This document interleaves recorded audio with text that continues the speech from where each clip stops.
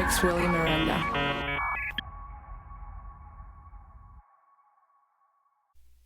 And welcome to the Paradigm Matrix with my special guest, Commander Cobra. Commander, it's good to have you on the show. Willie, great to see you. Thank you so much. It's a privilege to be on your show, and I'm so happy to see that your show has returned to the internet airways that we both met many years back over. And it's a real privilege to talk to your audience. So thank you for having me as a guest. Oh, it's absolute pleasure. Absolute pleasure to have you on. And, of course, episode number 11, actually. It's episode number 11. And for some of my listening audience, wanted to see if you could give us a little bit of a background on Commander Cobra. Well, as most people know, I do a show now. I just restarted myself as well, a return. And it's called On Eagle's Wings. If you go to YouTube, you can see my very small offering that I have there, On Eagle's Wings 194. And that's you can find that on YouTube. And it's on all the other ones, too, in different variations on Eagle's Wings. My background is mostly military life, since most of my adult life has been in two things, the military and aviation. So I started out in the Air Force. I transitioned over to the Coast Guard, did a full career. When I retired, then I entered the contracting world. Many interesting places and projects. I did some test flying. I've done deployments for Iraq, Kosovo, places down in South America. And I've been very, very fortunate to have what I think a blessed career. I really don't know what else I would have done if I wasn't a pilot and wasn't involved in aviation. And that's what I currently do now. Now, we live fairly close to each other. I'm in the great state of Maine. You're in the great Commonwealth of Massachusetts.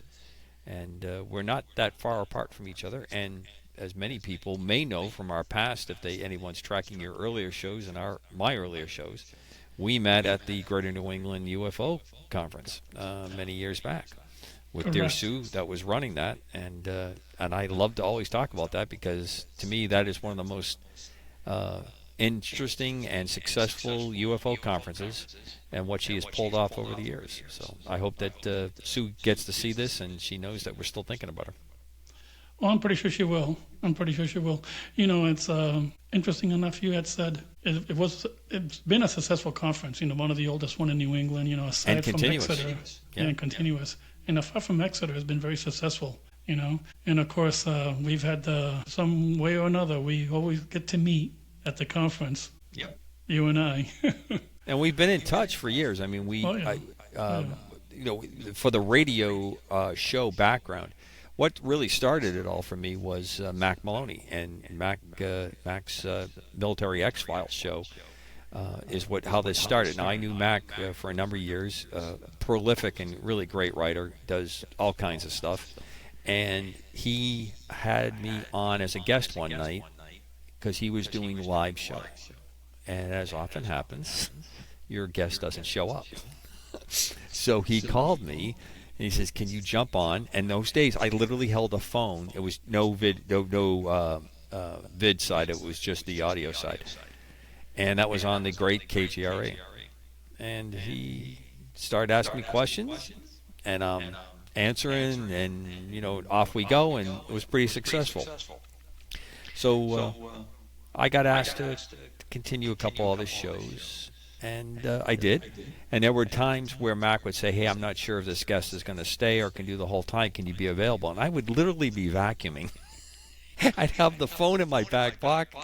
And if he called, obviously turn the vacuum off, sit down, and do the show. And in those days, everything on Mac's show, because of everything's X-Files, he called me Commander X. So we did a Commander X. He has a good friend that was Agent X, all the stuff. Well, he got a letter from a guy who had put on the trademark or copyright or something for Commander X. So we had to come up with another name to use, and this is where the Cobra came from, so Commander Cobra. Oh, fantastic. Fantastic. You know, I didn't even know that. Yeah. And then I created a show on KGRA Task Force Griffin. You can still catch some of the old ones. There was a really good stuff on there. You were on. And then I was on your show. Yeah, it was a great show. One of my favorites, as a matter of fact, and love the intro. To me, the intro to this day is one of my favorite intros. Yeah, hopefully you'll like On Eagle's Wings. It's not strictly in a paranormal or it's the long form interview, and I talk to anybody and everybody a little about everything. And I was really fortunate. The first show that came out is Pete Koch. You'll know him from the movie Heartbreak Ridge. If you're a big U.S. football fan, you'll know him from his professional career between Kansas City and Los Angeles. He's done commercials. You'll recognize him when you see him, and he's a tremendous person. I just really love the guy. So he and I had become friends. We had never actually spoke at length before we did the interview, and I think I invite most people to take a look at it. And I promise more episodes are coming, but my current schedule with the job that I'm doing eats up a lot of my time. Yes, I mean, we all got those day jobs, and unfortunately we can't be doing this all the time. It's so much fun, and we love, one of these days we'll get there. Oh, yeah, I think so. Oh, yeah. And, you, Commander, you have been a host on my show, and I've had to take a short hiatus for some interviews. And I have to say, Willie, that is, to me, is one of the most nerve-wracking things to do. Because that's like someone saying, can you come and take care of my house while I'm gone? And I'm the type of person, if I'm house sitting, or when I was a younger person in a house sit, I did everything I could not to leave a mark behind. And I also take it as a deep honor when someone says, hey, would you sit in my show? Would you take my show for me and run it through? And I did it for you, and I did it for Mac. And it's a real honor when people would ask you to do that. But I think it's a tremendous responsibility. Not only that, it's about trust, It's about trust absolutely. and integrity, and we both think alike, and we've hit it off since we first met. Sure as a matter of fact, I believe we first met in Matt's studio. Right. That was the old days when we were down in Newburyport.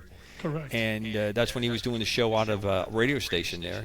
And Pete Falcone ran that station and a number of stations, terrestrial radio stations. And he gave his facilities up. Another great human being. That was to promote the New England UFO conference. Correct. And Sue came up. In fact, I have the inflatable alien that she gave me. He's still here.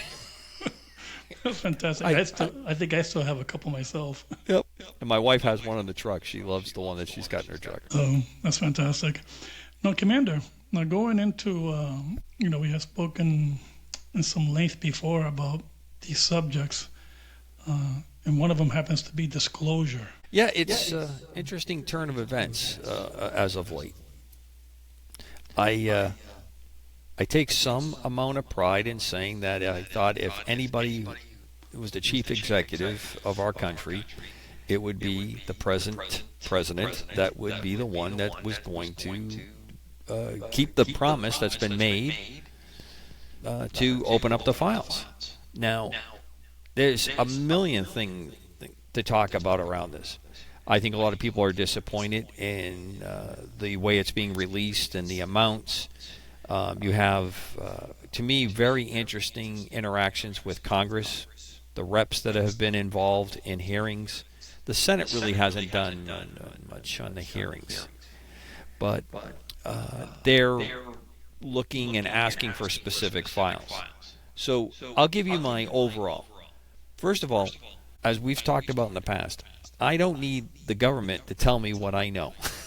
And I know that this is a real phenomenon, that there are, without question, life on other planets, aliens that have visited us here. It doesn't seem to be much of a stretch. And you and I have talked, from my religious understandings, this is all recorded in the Bible anyways. All of it. Agreed. So if you take that perspective, I think what disclosure shows is one of the two or three of the following things. Number one, it's a control issue, and why did we control it? To keep from mass hysteria, the belief that people couldn't handle it, all this kind of stuff that goes on. I don't think that that's a true statement, especially now. 50s, 60s, where we had a more traditional culture, where people were more church, religiously oriented. The discussion, the open discussion of aliens might have caused a lot of... But the times we live in now, pretty much the cork's off. I mean, things are pretty wide open. So you get that. So the next part did we have contact at high levels of government, world governments, and make a deal? And does that deal, because of all the different possible entities that are out there, mean that some of us were up for grabs, so to speak, and now you have to come clean with people to tell them that? Now think about the things that have happened in the past. Just our country. I'm not going to even go into other countries. We have had experimentation with LSD on people. Some were prisoners and they volunteered. Others were not. We have the horrors, in my mind, of the Tuskegee Airmen. Excuse me, Tuskegee. Not Tuskegee Airmen, same location. Where they told black men that they were going to get treated for syphilis. And they had control groups. They were on to check how they medicines. It was a fib. They were just tracking those poor men so they knew what the disease did. Terrible. I mean, totally terrible. Have we done that on that level, and have we conspired with other governments to keep this whole thing out of control thing? And if you go long enough, now the lie becomes worse than what has happened. So there's that possibility. I'll give you an example. When we went to the moon, which itself could be a show all by itself, because I've got lots of people that tell me we didn't go to the moon. Yeah. John Lear. Not that I could say he's a good friend, but I became friends with him at the end of his life. And John was convinced we couldn't fly through the Van Allen radiation belts, that we never went to the moon, couldn't be done, which shocked me. And he believed it, and he had his reasons, and he explained it.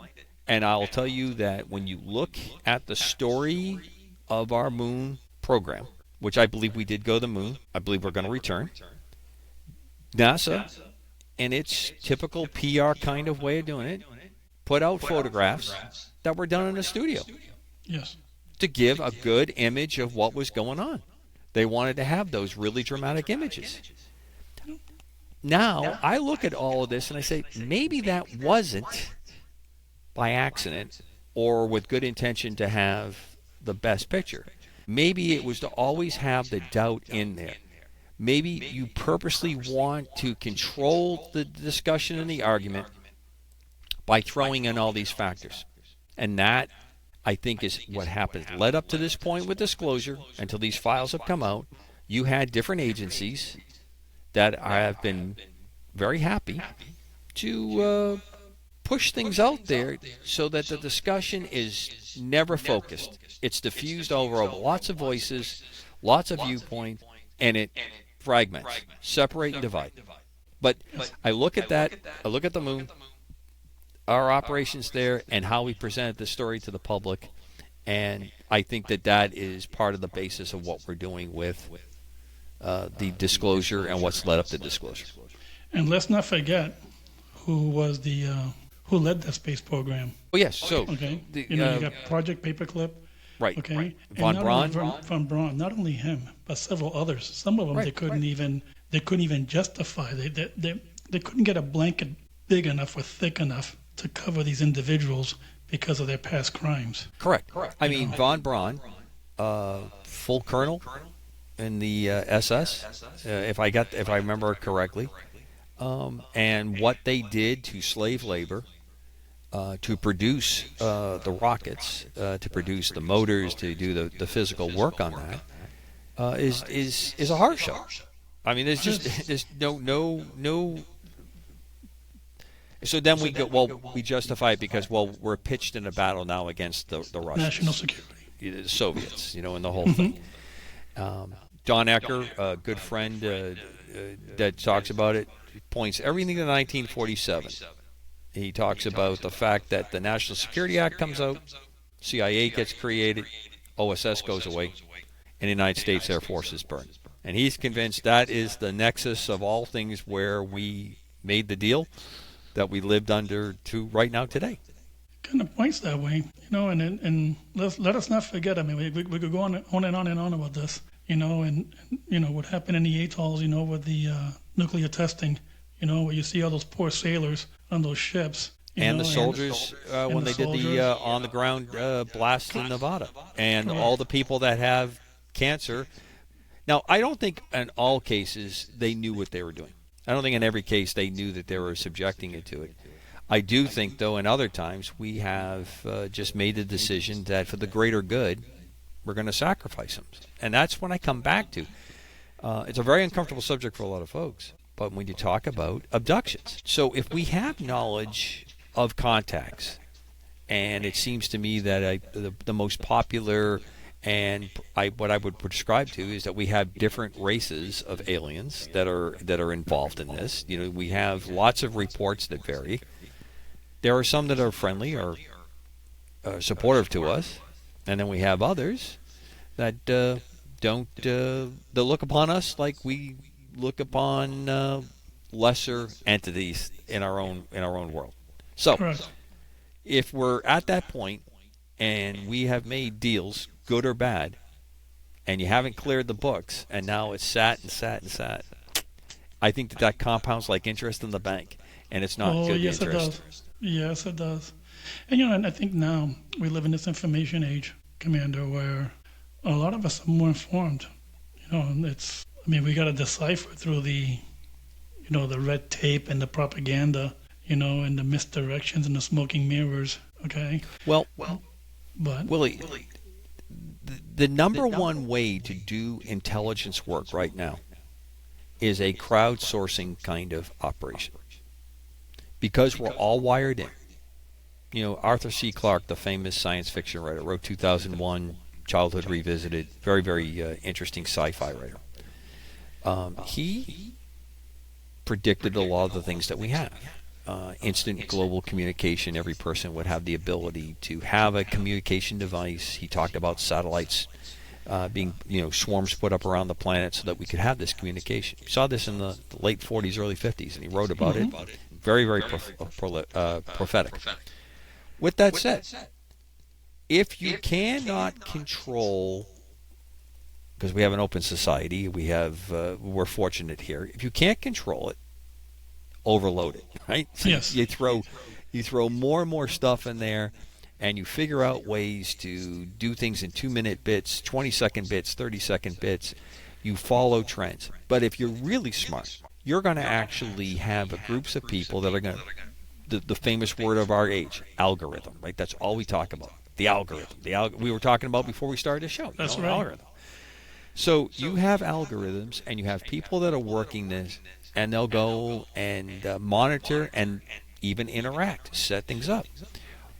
During counterterrorism operations, when they're surveilling, it's not uncommon to put a false event into play on the internet.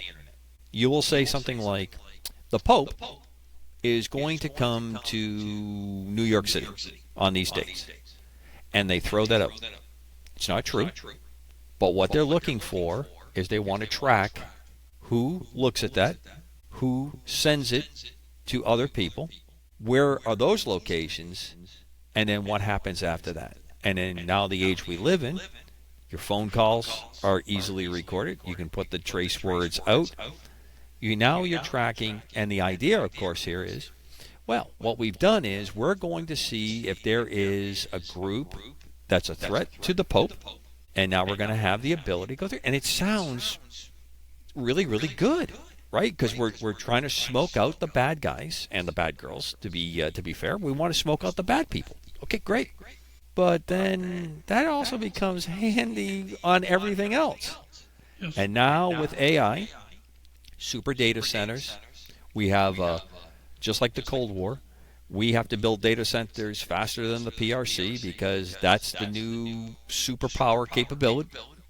So we're going to do that, and we sweep up everything.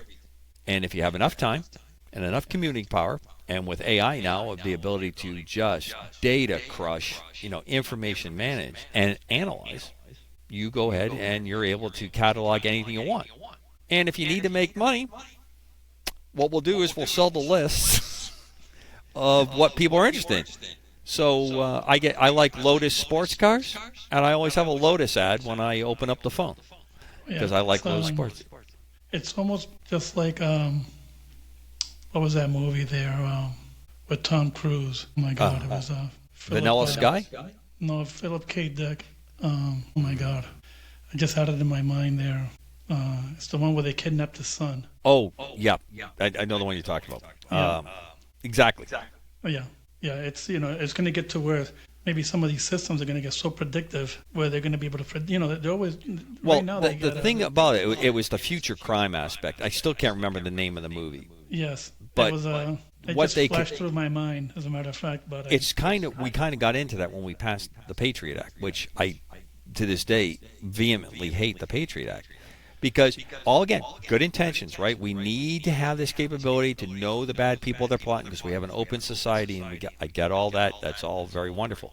But now, that is being used for non-security reasons. It's being used for whoever has the rungs of power to keep the others, competitors, away.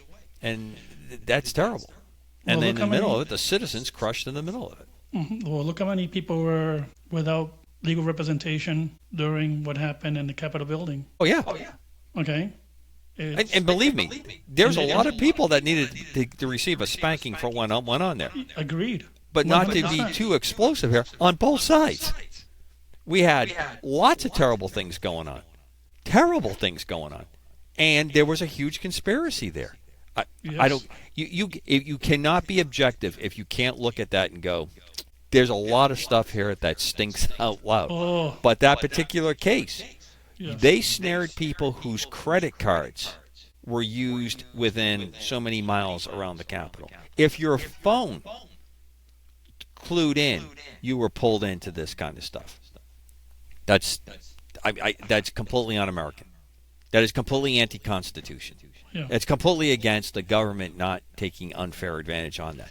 So the problem is always this. We are at a point now as a group, and I'll tie it back to the disclosure piece. We're at a point now, we believe we're at the precipice of putting man at the top. Now, from my orientation as a Christian, small c, as a person that tries to follow those tenets, we're flawed, and whatever we create is going to have flaws and biases in it. Yeah. And that's what gets us into trouble. We think we have a breakthrough, and the next thing you know, that breakthrough works great, and then someone else figures out. How many times have you said, for the amount of energy that hackers and thieves use on the internet to steal money from people, if they had ever put that kind of talent into building better apps, better capabilities, physically inventing things, where would we be as a culture? Where would we be as a planet? But it's a slow process. And it's worse when we lose our moral coding. It is. So let me go. I had one more note that I wanted to put in there. And by the way, that was Minority Report. Just flashed through my mind. The name of the movie was Minority Report. Yes, Minority Report. Yeah. And a good movie it was. Correct. So the last part about the disclosure piece, I think the reason that the president has put such a big press on it ties into what we were just talking about. I think there's a global agenda that wants to have self-appointed better kind of run the whole thing. You know, that they're credentialed, they're educated, they need to be in charge because the rest of us just aren't that good at deciding what we're going to do, which is the antithesis of our liberty and our way of life that the country, 250 years anniversary, we just celebrated this week. So if you look at it from that perspective, and you're the president of the United States, and you throw out, look, we're going to get a handle on disclosure because I am not going to let it be turned into a weapon of a global agenda, because it's obvious that the president does not agree that we need to sacrifice what we do in this nation for the greater good as a antithesis to how our founding, where that's the way he sees it. A lot of people don't agree with that. A lot of people don't agree with it. But to me, there's another aspect on disclosure that if you're able to open up the books and get things going, you have now disarmed a lot of possibilities of thwarting that message. You brought up von Braun. On his deathbed, the popular story, or towards the end of his life, he talked about the false flag event of space aliens. He did. Did disclosure just pull the plug on that being pulled off? Because if you look at it coming up to that, what happened in the previous 4 years leading up to this time that we're under, this kept coming up more and more and more. And some of the hysterics around it were getting bigger and bigger. Where we priming up was a false flag UFO UAP event going to be the next COVID. We saw it, Commander. Well, and as you remember, part of the reason I ended I ended my first show because I really upset a lot of people. I said, this is not by accident. This is a classic bioweapon. It may have been an accidental release, but it was on schedule to happen. There's something doesn't add up on this. This whole jumping species and the speed that it went, and then all the crazy stuff. People getting on airplanes from the hot zone, flying out all over the planet. All of it. It was just crazy. And to think, and then who are affected? Old people. Who was not affected? Young people. So if you start knocking off old people, again, much more pliable group of people to be led, and then all the testing that went on, right? How far can we push them? How far can we go? How much can we wreck? And Commander, neighbor turning against neighbor, family members turning against family members. Talk about your Stasi kind of tactics going on. Hotlines. If you see somebody not wearing their mask, if you see somebody not 6 feet away, no science behind it. And then you had people that stood there and said, well, I am the science. I make a decision because I am part of the credentialed, educated class, and you're not. Yeah. And these are the same people who were walking around in the parks, in Central Park, by themselves. Correct. Okay. Or taking vacations. Or doing whatever they wanted to do. Or having a haircut. Okay, going to a salon and having a haircut while everybody was on lockdown. So it's I don't always agree with people, but I will judge them on their actions. I have a number of friends that our political we don't overlap much, but they live their lives with a very strong moral coding. So if they say, look, I really believe that we're heating up the planet, they buy the vehicles that are electric. They do the kinds of things that they need to do to make sure they're making the least about the impact. And I can back that up. I may not agree, or I may want to discuss, well, why do you think this? This is why I'm concluding on this. But where I'm sitting, this house is covered with solar panels. This is a house where we recycle everything. I have a whole bunch of little animals that are around here that needed homes, and they, produce a great fertilizer that goes out to anybody that wants to have it. So I'm living the same kind of cohesive existence that they are, and we all can meet on that point. We just have a difference on political philosophy, and I despise politics.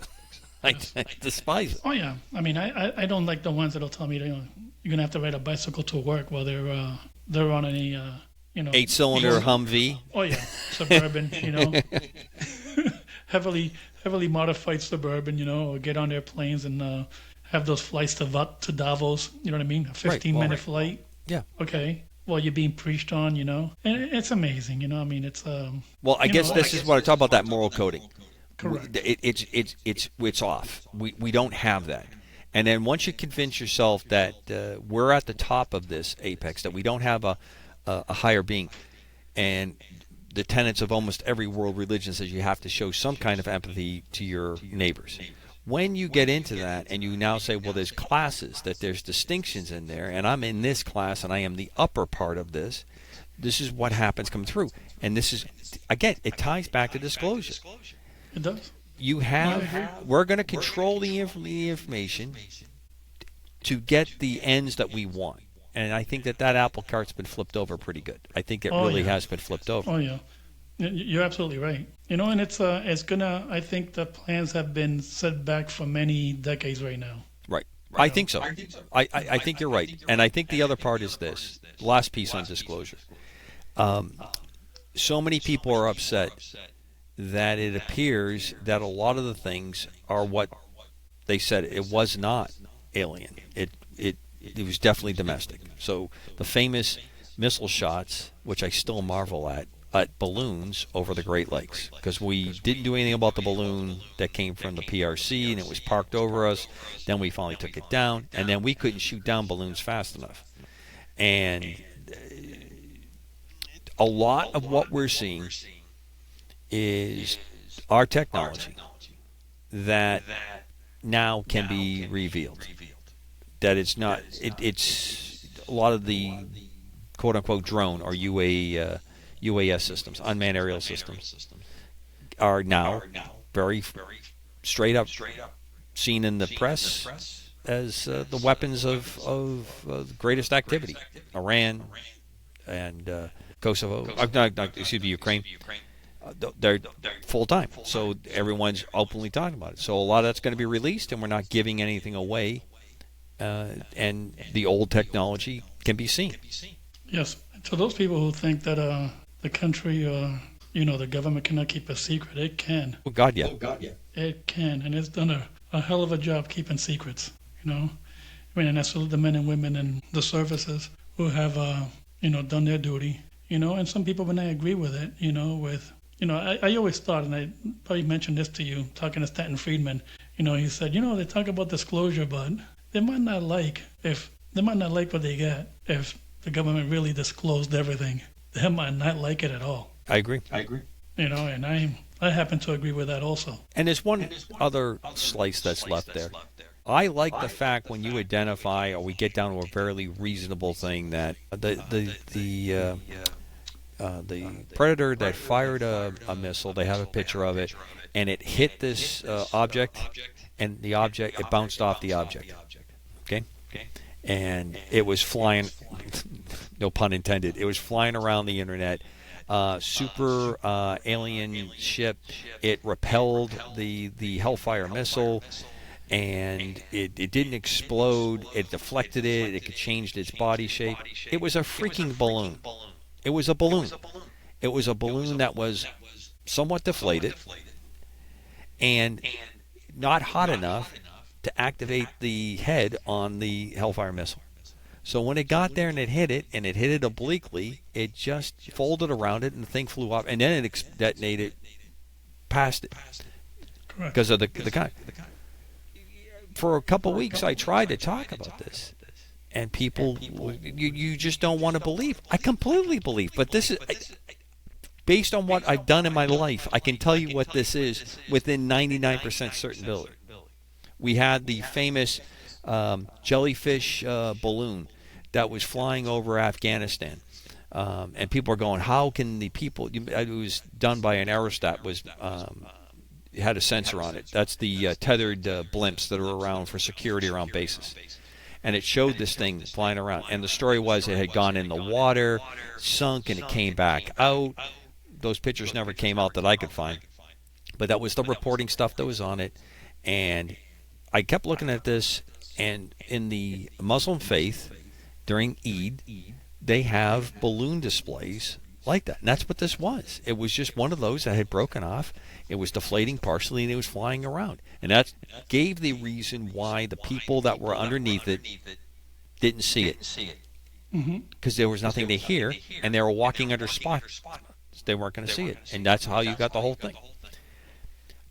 I'm not trying to dispel anything, because when you come up with reasonable explanations, because you can't for all of them, that's the ones you put your energy into. That's the ones you go, what the heck happened here?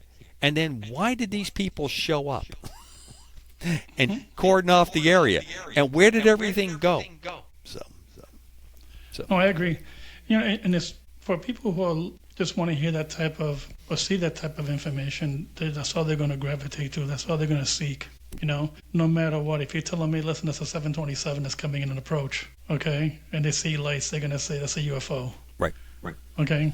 And the same thing, a lot of these people, let me tell you, you're absolutely right, Commander, because there's people who are, no matter what you say, they might not believe disclosure, or they might not believe what, even if it's in front of their faces, they're not going to believe it, and they're going to want to believe what they want to believe, just like the individual that are out there saying that, this wasn't enough, okay? It wasn't enough to... I think more is coming. I think you'll see more things come out. And you're going to have more especially as we approach this election and then the next election. If there's any kind of polling that shows that there's interest in this, you're going to see more demands and more stuff come out. But overall, the number one thing people have to come to is, are you going to critically think about this? And I'll always leave it with this. One of my famous predictions, it's been somewhat backed up, the whole tic-tac off the West Coast 2017. Everything about that says we were running those, we were flying those, and I believe two things. That we have that kind of technology, but it's so prohibitively expensive, or it's so costly in the terms that it might be really running the people that are flying them involved with it. It may be taking their lives. That we're in a realm that is using up people's bodies, just like we did with the atomic era when we were exposing troops, exposing ships and sailors to try to figure out how can we use this as a weapon. Yes. So that to me, that's there. The other part is it might be so destabilizing that if we disclose we have the ability to fly these vessels, do our enemies who have only have nukes and don't have that capability, do they say, well, that's it, we're not gonna lose this, and we start it? So you play this détente game back and forth, and you take nibbles at each other. Do you do that? Or is it so destabilizing for the world economy, they want an orderly transition? So do we have another power source, but we're going to come out with that power source when we use up all the oil, so that everybody has their riches and their money, and we just and we just grind along on a schedule that we created, or in our minds we create? There's a lot there. I will always say this, though, at the end of disclosure. Tic-tac, completely convinced, we're in it, we're flying it, it's our capability.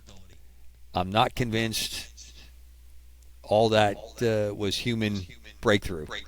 I think reverse engineering is a very strong possibility. Well, of course. I agree too. 100%. 100%. And people are going to say again, look at the F-117. How long was that flying for? 80s? We had a good, I'm going to say 5, 8, almost 10 years. We knew it was out. We knew there was a plane, but we didn't know what it was. And it was very interesting because as the years went by and more people became involved in the project, you knew something there. No one knew what it looked like. And there was a lot of really good deception that went around it. The Air Force painted a bunch of A-7 attack airplanes pitch black. And the reason they had to have them is that an A-7 would be in front, the 117 would be in the middle, and then the backup A-7 would be in the back of this formation, so that they could track where the 117 was, because it didn't show up on radar. Correct. Now, the F-22, the F-35, they have little deflectors that they put on it when they want to be seen by radar. And they're very careful to keep them on lots of the time because they don't want to give enemy radars the ability to keep working and assessing and break down the capability. Our stealth is quite good. And this B-21, the Raider, unbelievable. What an incredible, incredible airplane and program that's been. But all of that was, it was a big state secret. And people's lives were around it. And I want to touch base on the F-47. Okay, and I'm surprised that there hasn't been a lot of talk about that, and I believe it's because of everything that's going on, everything else. One of them being disclosure. You think that one of them is being that the interest is not there because we already have seen stealth capabilities and what they can do? I think that's part of it. We're at the point now, there's a certain level of, I'm going to say, for lack of a better term, sophistication now, that people have grown used to invisible airplanes, as stealth used to be talked about. Everyone realizes they're not invisible. They're invisible in the electromagnetic spectrum. The other part is the capability that's going to come out is another huge leap in technology. And whatever we have, eventually the PRC and further down the line the Russians get a hold of. Because we have people that will sell out capabilities. They'll sell out this country for money in a heartbeat. And it's happened for a long, long time. And it works both ways. Yeah, and always keep happening. Right. People are going to be motivated by their greed and not a sense of patriotic duty or to their fellow citizens. So the 47, and by all reports, and again, as I told you, we were starting the show for your folks, I have no connection to any of these programs. This is all my personal conjecture. I don't read anything classified that I speak about on these programs. But looking at what is out there in the open press, which is amazing, the prototypes were flying quite a bit when they made the selection. We have now close to 3 decades of stealth technology, and there's 2 really major big schools of it. The 117 with its angled sides, very, very unstable aircraft. You couldn't fly it until we had really advanced computer software and computer capabilities. And we learned a lot, like things like from the F-16, which doesn't have any mechanical controls, all electronic controls to the flight control surfaces. Then you have things like the B-2 and the B-21, which use a different physical plane form, more of an airplane, and then they reduce things that we normally would have. There's no rudders. So for your directional control, you have to put extra airfoils and then extra computer technology that allows you to get the same effect that if you had a rudder sitting on the back of the airplane. Without that rudder, you have much less radar signature and the shape of it and all that. And then all of these different efficiencies that came up. So we've flown some stuff that have demonstrated this over, I'd say, close to 40 years now. And the design that they selected, I'm sure is pretty far down. But again, possibly a good little bit of deception or disclosure was done. Over Nellis, during the day, a plane that they're referring to as the Christmas tree, it has a series of canards, was seen. Now, how does that happen? 99% of the time, you would never let something like that happen. You wouldn't fly during the day if you wanted to keep that. So are we trying to throw off other countries that are looking for that? Are we throwing a little raw meat out there for, aviation geeks like myself to care about? Look in this direction. Look back at old programs that are known now, experimental airplanes that had a shape similar to that. And is a completely different technology, completely different shape and form that we're using? I don't know. But I look at with a critical eye all of this, because it's never quite what it just appears. So when you think you have gotten away, you robbed the bank and you're running down the street with a bag of money, and then the dive bomb blows off because you aren't going to get anywhere with it. And sometimes I think that's what we do. You purposely do these things to throw your enemy off, as well as keep the discussion looking in a different direction. That's right. That's right. Now, Commander, I want to get your thoughts on the Ukraine and Russia conflict. And we hear so many different things, okay, within, the media, on both ends, European and Western media, where this is going, where this tug of war is going. And I've heard so many people, so many experts, so many ex-military experts get on different platforms. Sure. And talk about how Russia is basically, they're controlling it, And then you have another side saying, well, Russia's taking a beating, and they're getting ready to fold. And, where do you see this conflict going? Because it's just been going for so long right now. And are you surprised that it's gone this long? And do you feel there's been some type of restraint, from a power who's nuclear, from a nuclear power, Sure. that's really restrained themselves, okay, and not using these weapons? Well, there's a lot there. And I'm going to try to stay more to the military part of it, stay out of, because we could do a couple hours just talking about all of this that's going on. Because, you go back to the color revolution stuff that, threw out the duly elected leader of Ukraine and then led to the situation. And then, Russia having long-term claims on Crimea and the Ukrainian area. I mean, that's where the Russian language comes from, the Ukrainian province. So there's a ton there. Militarily, the Russians have tied themselves up into a real mess. There's no doubt about it. They've learned quickly. A lot of the problems that they had, they have corrected. Terrible communications, the inability for their units to weigh down on low level, make tactical decisions. They would run up to a spot, and that's what their orders told them to do, and then they would stop. And then they would get decimated. And then they would counter back. So, there's strange constraints that hasn't gone all out. You have to make the comment that Europe seems to have shown its unprepared side here.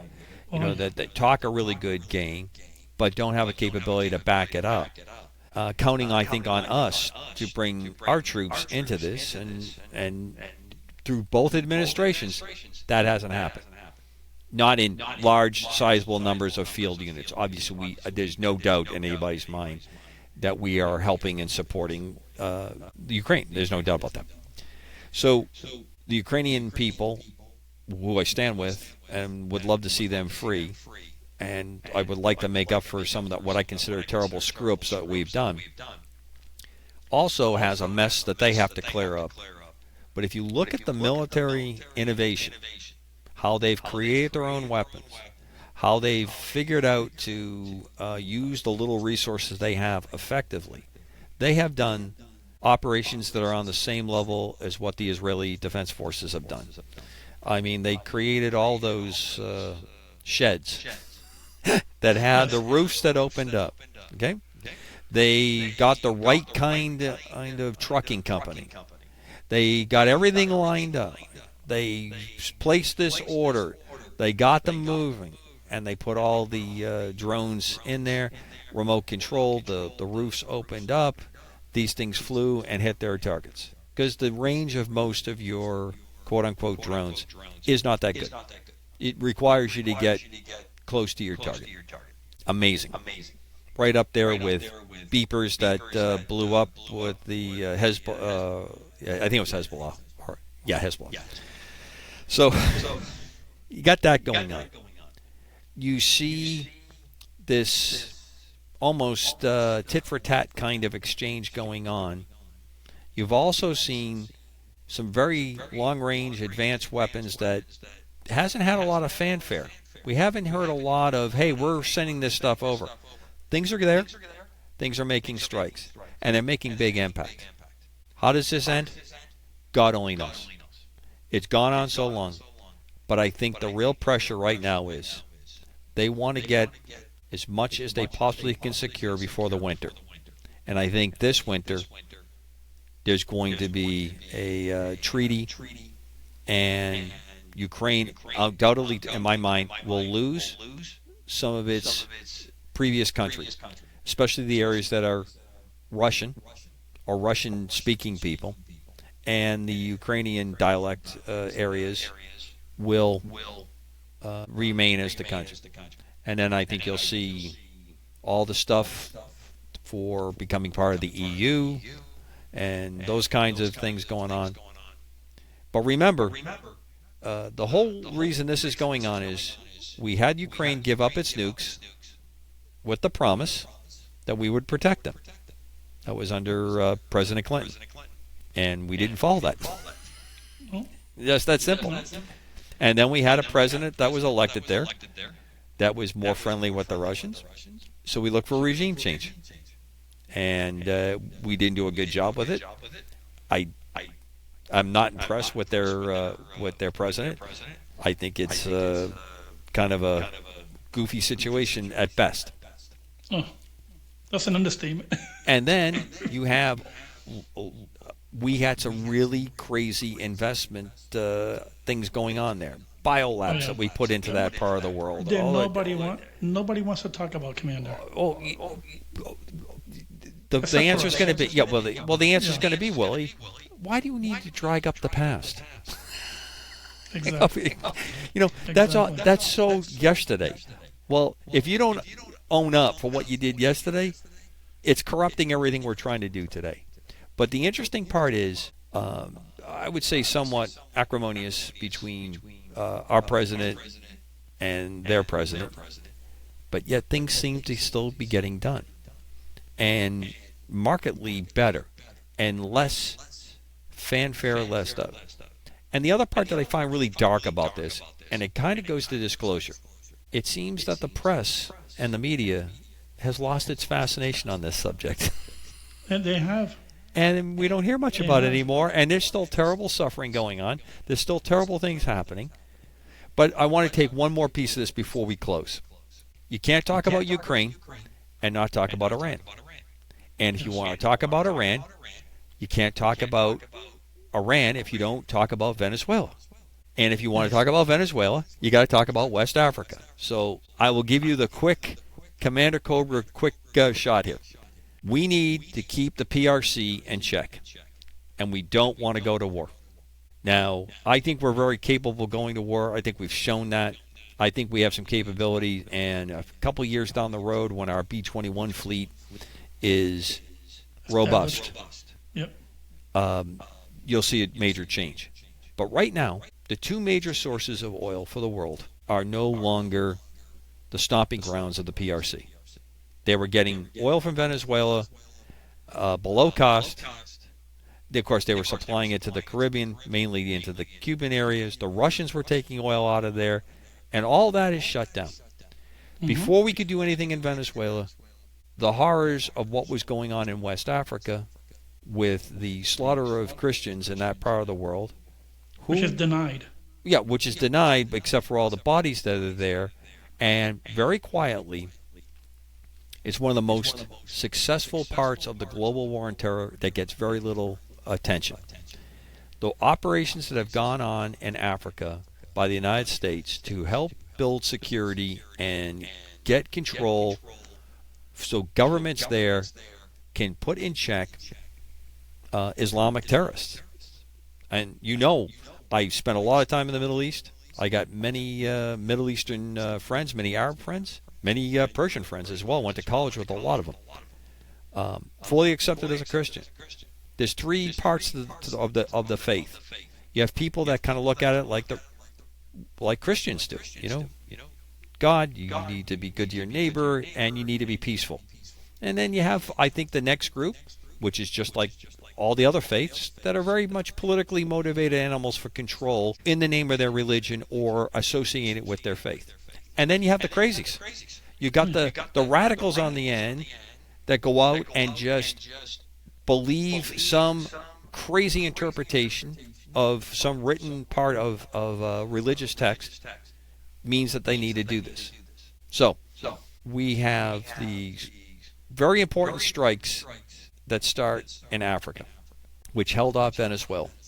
Then Venezuela, which was an incredible run. And if you look at, and God, everyone hears this show, please say a prayer for the poor people that are working through that earthquake. Horrendous. You know, the media hasn't, what happened to the media with all this? I don't know, but I can tell you this. We have Air Force C-17s, U.S. military C-130s, flying supplies, personnel, people in there, and maybe it's too much of a success story that it's not going to hit the press because too many things are getting straightened out, and they're back to building an economy. And I just pray for those people because now we're at the point where they're going to recover. They can't rescue anymore, and it's a tragedy. It is. But the control of oil put the PRC and Russia on notice, and it is a very critical part that, like disclosure, all this is interconnected. We've said it for years. If you're going to talk paranormal, it's all there.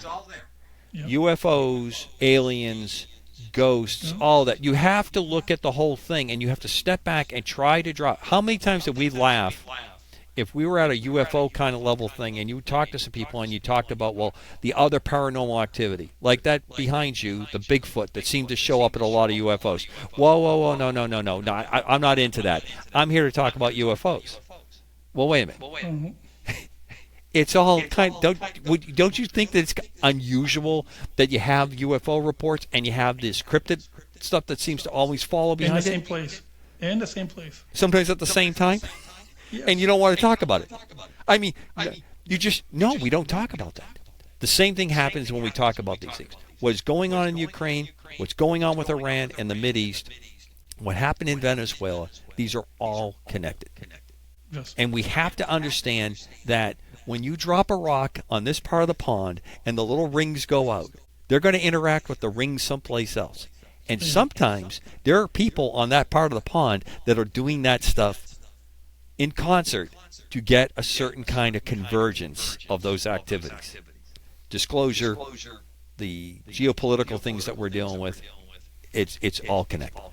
You know, and Commander, do you ever think there'd be a time when you see Cuba the way it is now? I mean, I've seen Cuba in some really rough It seemed inevitable to me, and I'm kind of surprised it took the length of time that it did. But again, this is part. But this is the part of the Venezuela piece. This is the part of looking at this hemisphere needs to be secure. This is, and if there's another group of people after the Ukrainians and the Iranians, the Cuban people deserve to have their moment of freaking peace.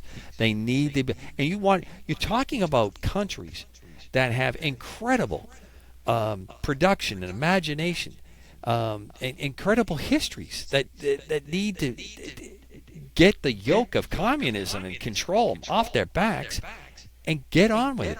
Venezuela had a bigger GDP than Britain in the 50s and 60s. It was one of the most profitable and high production countries in the world. And then all of a sudden you have one group that's in charge and the rest of the people are wiped out.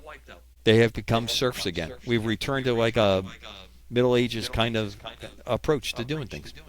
And I hope it stays that way. It's going to be a struggle. You know, it's going to be a fight. You know what I mean? And a lot of it's going to be with us. You know what I mean? Us putting it, talking about the subject and putting this information out there. Correct. It's going to be with us, But Commander, I really appreciate your time. I appreciate you and your great audience. I look forward to hearing from them. And if you get good emails, especially the Martin Willis crowd, if they catch up with me and I don't have a helmet on tonight, we'll address that.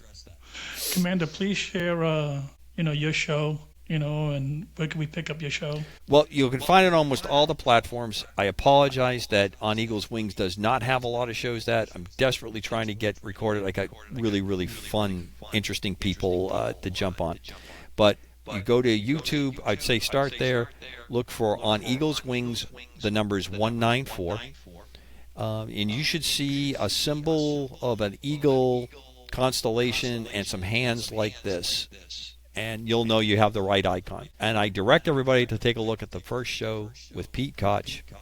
A great American. We became friends by a very interesting set of circumstances, and it's a really fun interview. And I think it'll give most people who don't know me my kind of approach. The way you and I are talking, the way Pete and I talk. And it's a fun one. I don't stick strictly in paranormal, or I just look at the whole part, because as we were saying, we were prepping up for the show. Alternative radio, like alternative rock music, is what I spend most of my time listening to. Alternative radio gives me more perspectives, and it's a little less directed as it is wide area passing the information. Let me get my conclusion. Now, there are folks I listen to because I want to hear their take on events. I like, or I affiliate myself that, the way this person thinks, this man, this woman thinks, tells you that. But I enjoy having the long-form interview, the kinds of stuff where you kind of talk and you just go across a whole list of things on there, and then people are, wow, this incredible guy that played football and he's done all these acting things. He looks at life just like I do. Amazing. We're more alike than we're disalike. That's right. And listening audience, please follow and subscribe to the, On Eagle's Wings. And subscribe to Paradigm Matrix. Yeah, and please subscribe and like. If you like this content, please subscribe and like. We're going to be putting out shows every week. These endeavors that we love. We do it. We do it. Because we have a passion. And there's a sense of duty to get the conversation out, because we've lost that in many aspects, but it's greater and coming back much better than I think anybody really ever thought we would get away with this. And this is a great way. And there's all kinds of stuff out there. And this may not be everyone's interest or bag, but I hope that when we talk like this, even if you're not into any of this, you liked the conversation. If you overheard it sitting in a cafe, you'd at least listen to it and go, well, those guys made some sense. That's, at the end of the day, I'm happy. That's right. So am I. Amen to that. Commander, again, thank you so much, and really appreciate you, and God bless you. God bless you, sir, and God's peace that surpasses all knowledge and understanding. Thank you, sir. And we'll see you next time I have you on, sir. You bet. Take care, sir.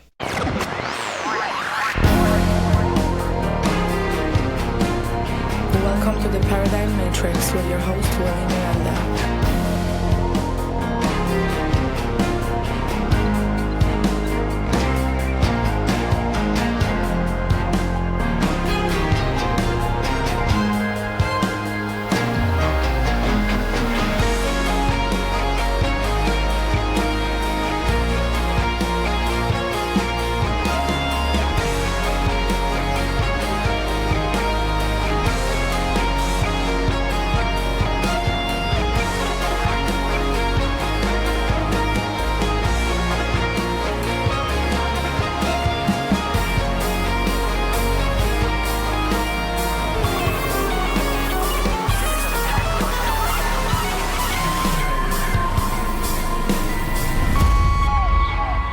This has been the Paradigm Matrix hosted by Willie Miranda.